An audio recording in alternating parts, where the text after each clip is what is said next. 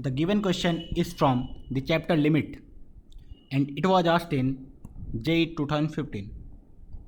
देखो लिमिट से जो होता है हर साल लगभग एक क्वेश्चन आता है एग्ज़ाम में और वो बहुत ही सिंपल होता है। ठीक है, थोड़ा बहुत हम लोगों ने अगर लिमिट्स पढ़ा है और थोड़ा बहुत बेसिक आइडिया है हमारे पास लिमिट्स का तो we can easily solve the question of limit. यहाँ पे देखना, this is limit x tending towards 0 1 minus cos 2x multiplied by 3 plus cos x divided by x into tan 4x. Okay, when we will substitute x is equal to 0 we will get this as 0 and this will be 3, so 3 into 0 will be basically 0 and नीचे भी 0, तो ये 0 by 0 form है। तो 0 by 0 form देखते हैं बहुत लोग कहाँ उछल पड़ते हैं, LH रूल पे क्या करेंगे, डिफ्रेंशिएट कर देंगे। लेकिन इस क्वेश्चन को डिफ्रेंशिएट करोगे तुम्हारा फाइनल आंसर तो आ जाएगा, उसमें कोई भी प्रॉब्लम नहीं है। लेकिन अगर थोड़ा बेसिक मैनिपुलेशन करें तो उससे जल्दी आंसर आएगा विथ रिस्पेक्ट टू डिफ्रेंशिएशन। क्यों? क्योंकि अगर LH रूल लगाओगे तो इसको डिफ्रेंशिएट करना पड़ेगा UV रूल से, इसको भी ऊपर वाले को भी डिफ्रेंशिएट करना पड़ेगा UV रूल से। ओके, तो हमने क्या किया, डायरेक्टली यहाँ पे देखा, हमें एक फार्मूला याद होता है, limit x tending towards 0 tan x by x कितना होता है 1। और इस फार्मूला को हम लोग और किस तरीके से रीड करते हैं कि जब लिमिट x टेंडिंग टुवर्ड्स 0 और ये tan के अंदर वाला भी 0 चले जाए और सेम 0 नीचे में हो तो इसका वैल्यू 1 होता है।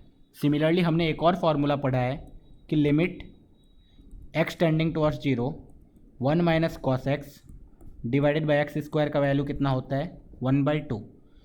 इसको दूसरे तरीके से ऐसे भी रीड करते हैं कि limit x tending towards anything a 1 minus cos, और उस a पे कॉस के अंदर वाला 0 जा रहा है और नीचे में सेम 0 का होल स्क्वायर लिखा हुआ है अगर, तो इसका वैल्यू आएगा 1/2। ओके, ये दो प्रॉपर्टी तो याद होना ही चाहिए। इसके बाद हमने एक और चीज़ पढ़ा है कि अगर कोई फंक्शन मल्टीप्लिकेशन में हो fx gx hx and limit x tending to a लगा हुआ है तो वी कैन अलग अलग अप्लाई लिमिट। क्या? तो हम लोग fx का अलग से लिमिट निकाल लेंगे, gx का अलग और इसका अलग, अगर सब कुछ डिफाइंड है तो। ओके, तो ये बेसिक कॉन्सेप्ट इसमें यूज़ हो रहा है। हमने देखा कि अब हमें इस फॉर्मूला में रिड्यूस करना है चीज़ों को, तो मैंने इस लिमिट को लिखा, limit x is tending towards 0 1 minus cos 2x, दिख रहा है कॉस 2x, अंदर वाला कॉस का 0 को जा रहा है। ये 3 प्लस कॉस x में तो डायरेक्टली लिमिट रख सकते हैं। क्यों? क्योंकि ये 3 प्लस कॉस x वाला क्वांटिटी किधर जा रहा है, when x is tending towards 0 3 plus cos x is tending towards 4 basically. Cos 0 is 1 तो 3 प्लस 1 इज 4, तो उस 4 को तो मैं बाहर ही निकाल सकता हूँ। Okay, divided by tan x into tan 4x। अब tan 4x मतलब x अगर 0 को जा रहा है तो tan के अंदर वाला चीज़ 0 को जा रहा है, तो इसको अगर मैं 4x से डिवाइड कर दूं एंड 4x से मल्टीप्लाई कर दूं तो उससे फ़ायदा क्या होने वाला है, फ़ायदा ये होने वाला है कि इसका वैल्यू कहाँ जाएगा 1 को। ओके, तो limit will get reduce to 4 into limit x tending towards 0 1 minus cos 2x divided by 4x का 4x स्क्वायर।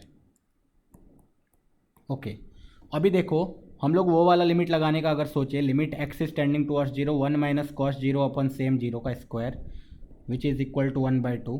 तो यहाँ पे कॉस 2x तो नीचे क्या होना चाहिए, 2x का स्क्वायर होना चाहिए, और मुझे दिख रहा है कि एग्जैक्टली वही लिखा हुआ है। ये कैसे, this is 1 minus cos 2x और नीचे 4x square can be written as 2x का whole square, so this whole value will get to 1/2. Okay, so the final answer will be 4 into 1/2 which is equal to 2. Simple सा limit और answer is